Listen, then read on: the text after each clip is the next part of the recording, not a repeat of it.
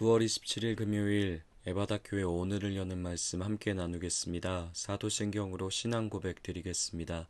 나는 전능하신 아버지 하나님 천지의 창조주를 믿습니다. 나는 그의 유일하신 아들 우리 주 예수 그리스도를 믿습니다.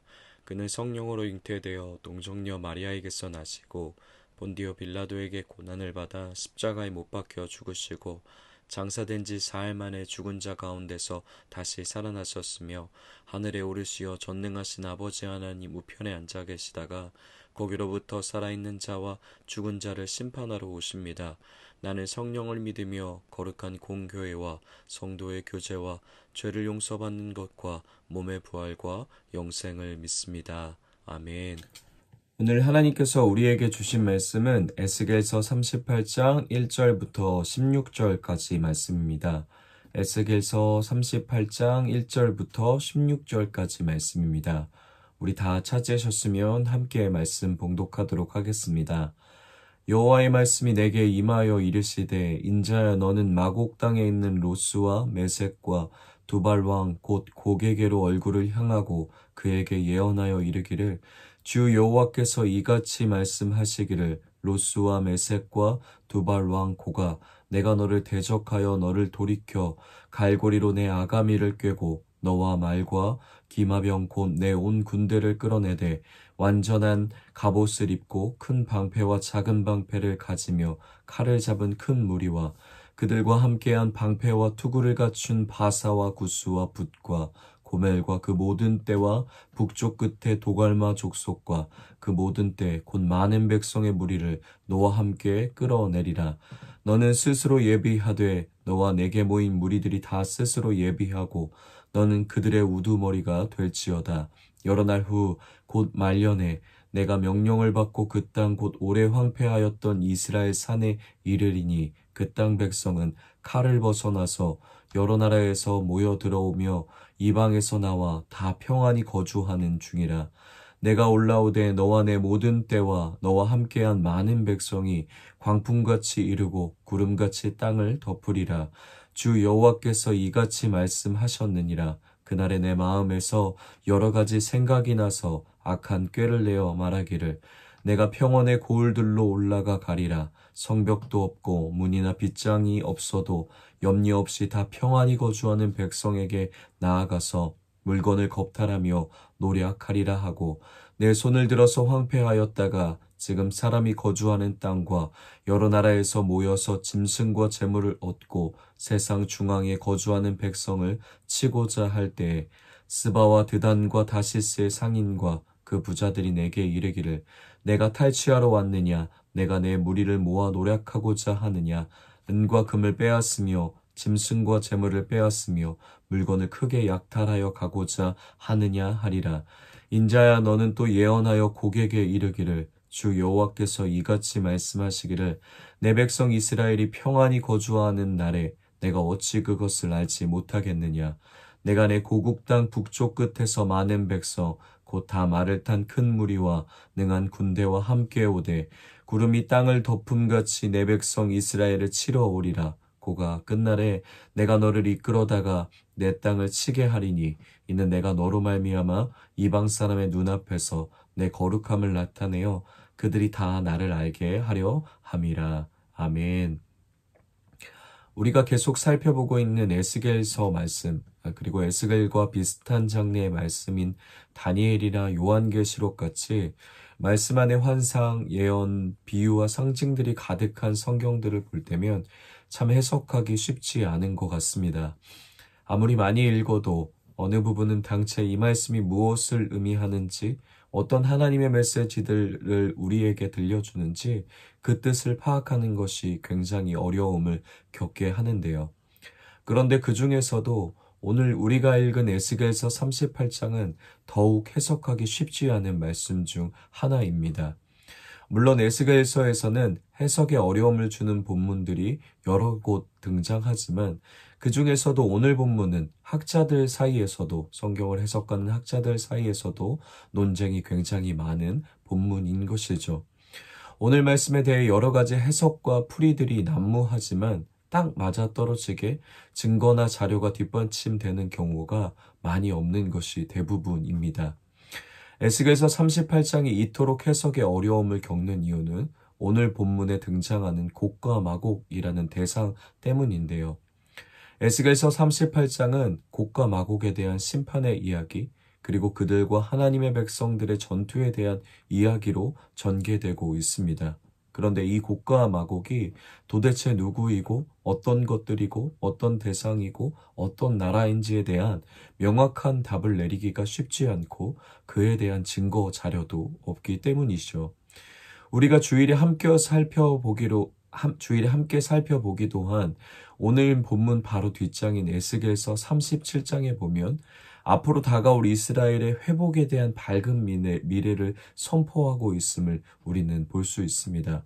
영광스럽고 평화로운 이미지들의 장면들로 37장은 가득 담겨져 있는 것이죠. 메마른 뼈들이 살아나는 환상을 본 후에 이어지는 37장의 말씀을 보면 하나님께서 나뉘어졌던 남유다와 이스라엘이 앞으로 하나 되게 하실 것이라는 약속의 말씀을 주고 계십니다. 그리고 그 통일된 하나된 나라를 다윗의 왕조에서 나온 한 목자, 곧 우리가 알고 있듯이 예수 그리스도께서 다스리시고 통치하시는 이런 영광스러운 나라가 되게 하실 것이라는 믿을 수 없는 약속을 이스라엘에게 37장에서는 주고 계신 것이죠. 그리고 그 통치의 핵심은 성전이었습니다. 그래서 37장 마지막에 보면 이 새 성전의 회복, 그리고 그 성전이 영원토록 하나님의 백성 가운데 거할 그림들로 37장의 예언이 마무리되고 있는 것이죠. 그리고 에스겔서 40장에 가보면 본격적으로 이 성전에 대한 구체적인 회복의 그림들을 자세하게 그려주고 있는데요. 사실 37장 이후에 38장, 39장이 없이 그냥 40장으로 넘어가 새 성전의 이야기를 이어가는 것이 훨씬 더 자연스러운 이야기의 흐름입니다. 그러나 마치 좋은 분위기에 찬물을 끼얹듯이 오늘 우리가 함께 읽은 에스겔서 38장, 39장의 이야기, 곧 곡과 마곡의 이야기가 끼어들어 있는 것이죠. 왜 이런 구조를 가지고 에스겔은 전개되고 있는 걸까요? 그리고 도대체 곡과 마곡의 정체는 무엇을 말하며 오늘 우리에게 어떤 하나님의 은혜의 이야기를 에스겔서 38장은 듣게 하시고 주목하게 하시는 걸까요? 이제 함께 말씀 안에서 그 뜻들을, 하나님의 이야기들을 함께 찾아가 보도록 하겠습니다. 오늘 본문의 전체적인 중심 이야기는 하나님의 백성을 위협하는 곡이라는 왕에 대한 이야기입니다. 오늘 말씀 2절부터 7절까지의 말씀을 보면 마곡 땅에 있는 로스와 메섹과 두발왕 곡이 등장하는데요. 그들은 열국의 우두머리가 될 것입니다. 그래서 열방 여러 곳곳에서 연합군들을 불러들이고 하나님, 그리고 이스라엘과 전쟁을 치르기 위해 모이기 시작하는 것이죠. 그들은 동서남북에 있는 열방 곳곳 여러 나라들에서 하나님과 하나님의 백성을 대적할 군대들을 모으고 있는 거였습니다. 그리고 그렇게 형성된 연합군들은 땅끝에서부터 주의 백성들을 공격하고 위협하기 위해 몰려와 평화롭게 살고 있던 이스라엘 땅으로 침공해 들어오게 되는 것이죠. 이것이 오늘 우리가 읽은 38장의 주된 그림입니다. 그러면 여기서 우리가 짚고 넘어가야 할 문제가 있는 것 같은데요. 이 일은 과연 언제 일어나게 되는 전쟁과 위협이고 도전일까요? 그 답의 힌트를 찾아볼 수 있는 것이 오늘 말씀 8절과 16절에 등장합니다. 우리 8절과 16절 우리 한 번 더 찾아서 읽어보도록 하겠습니다. 8절입니다. 여러 날 후 곧 말년에 내가 명령을 받고 그 땅 곧 오래 황폐하였던 이스라엘 산에 이르기를 그 땅 백성은 칼을 벗어나서 여러 나라에서 모여 들어오며 이방에서 나와 다 평안히 거주하는 중이라. 16절입니다. 구름이 땅을 덮음같이 내 백성 이스라엘을 치러 오리라. 고가 끝날에 내가 너를 이끌어다가 내 땅을 치게 하리니 이는 내가 너로 말미암아 이방 사람의 눈앞에서 내 거룩함을 나타내어 그들이 다 나를 알게 하려 함이라. 아멘. 두 구절에서 보면 우리가 주목해야 하는 문장들이 있는데요. 그것이 8절에 여러 날 후 곧 말년에와 16절에 등장하는 끝날에라는 위에서 설명하는 일들이 벌어지는 시점을 알려주는 문장들입니다. 그 시점을 지금 성경은 말년에, 끝날에라고 우리에게 그 정보를 가르쳐 주고 있는 것이죠. 그러니까 정리하면 말씀에 고기 이끄는 연합군이 이스라엘을 공격하여 위협하고 미혹하려고 하는 일, 새 성전이 회복되기 전 요한계시록의 표현에 따르면 새 예루살렘, 새 하늘과 새 땅이 회복되기 전에 최후의 전투는 당장에 일어나는 일이 아니라 말년에, 끝날에, 곧 마지막 날 종말에 일어난 일을 예언하며 에스겔 말씀은 보여주고 있는 것이죠. 오늘 말씀은 종말론적인 맥락에서 우리가 읽어야 합니다. 역사적으로 많은 사람들이 오늘 본문에 등장하는 곡과 마곡, 그리고 하나님의 백성인 이스라엘과의 전쟁에 대해 이 예언이 도대체 언제 일어나는 일이고, 그리고 곡과 마곡은 도대체 어떤 나라들이고 어떤 대상인지를 궁금해하며 여러 가지 난무한 해석들을 내놓았습니다. 그리고 그것은 오늘날도 이어지고 있죠. 그래서 극단적인 세대주의자들을 보면 오늘날 지금 일어나고 있는 이란을 필두로 중동이 연합하여 이스라엘과 전쟁을 치르고 있는 모습을 보면서 이 전쟁이 바로 곡과 마곡의 전쟁이라고 말하는 이들도 요즘 적지 않게 볼 수 있는 것이죠. 그러나 사실 오늘 말씀은 그런 것에 관심사를 두고 우리에게 전해지고 있는 말씀은 아닙니다. 물론 과거나 현재나 미래를 모두 주관하시고 내다보시는 하나님은 이 모든 일들의 때와 기한, 그리고 계획을 정해놓으시고 역사를 주관해 가시는 분이십니다. 모든 역사는 한시의 오차도 없이 창세 전부터 계획됐고, 그리고 우리 하나님이 계획하신 대로 이루어져 왔고 이루어질 것이죠. 그러나 오늘 말씀이 우리에게 보여주고 싶은 것은 이 전쟁이 언제 누구를 통해 일어나는지에 대한 것들보다는 하나님을 사랑하는 백성들을 향해서 엄청난 크기의 공격과 도전이 반드시 있을 것인데 그 모든 것이 하나님의 손에 달려 있음을 보여주고 있는 것이죠. 또한 하나님은 그 일 가운데서 승리와 보호를 반드시 자신들의 백성들에게 안겨주실 것임을 이 말씀을 대하는 모든 세대의 그리스도인들에게 확신으로 가르쳐주고 계신 겁니다. 하나님은 에스겔서 38장을 통해 그 38장을 대하는 모든 세대의 그리스도인들을 통해 하나님의 백성을 위협하고 온 힘을 합쳐서 공격해오는 모든 것들에 대해 그래서 공동체들을 멸망시키려 하는 세력들에 대해서 그들이 누가 되었든 그것이 언제이든 반드시 그들을 남김없이 끌어내어 심판하시고 무너뜨려 최종적인 승리를 교회에게 하나님을 믿는 백성들에게 주실 것이라는 소망을 지금 에스겔서 38장을 통해서 들려주고 계신 것이죠.